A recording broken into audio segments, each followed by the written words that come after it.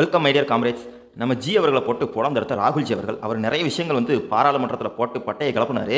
அதாவது இவங்க ஆளுங்கட்சியாக அமர்ந்திருந்தால் கூட, யார் காங்கிரஸ் ஆளுங்கட்சியாக அமர்ந்திருந்தால் கூட நமக்கு இவ்வளோ சந்தோஷமாக இருந்திருக்குமான்னு தெரியல. ஏன்னா பிஜேபி எதிர்க்கட்சியாகி இவங்க எதிர்க்கட்சியாகி இதில் முக்கியமான ஒரு விஷயம் என்னென்னா, அவங்களுடைய ஸ்ட்ரென்த்துக்கு ஈக்குவலாக இந்தியா கூட்டணியும் இருக்கிறனால சுத்தமாக பயம்ன்றதே இல்லை. அதாவது இந்த பல்ல போடுங்க பாம்புன்ற மாதிரி இப்போது என்டிஏ கூட்டணி இருக்குது. அதில் ஒரு அம்மா போட்டு நாரா கேள்வி கேட்டாங்க. என்டிஏ கூட்டணிங்கிறது நிதிஷ் நாயுடுவை டிபெண்ட் பண்ணி இருக்கக்கூடிய ஒரு ஏஜென்சி. ராகுல்ஜி அவர்கள் என்ன சொன்னார்னா, ஹிந்து மதம் அகிம்சையை போதிக்குது, ஆனால் ஹிந்து மதத்துடைய பெயரை சொல்லிக்கிட்டு நீங்க கடுமையாக வன்முறையை கிளப்புறீங்க அப்படின்னு சொல்லியிருந்தார். पूरे हिंदू समाज को हिंसक कहना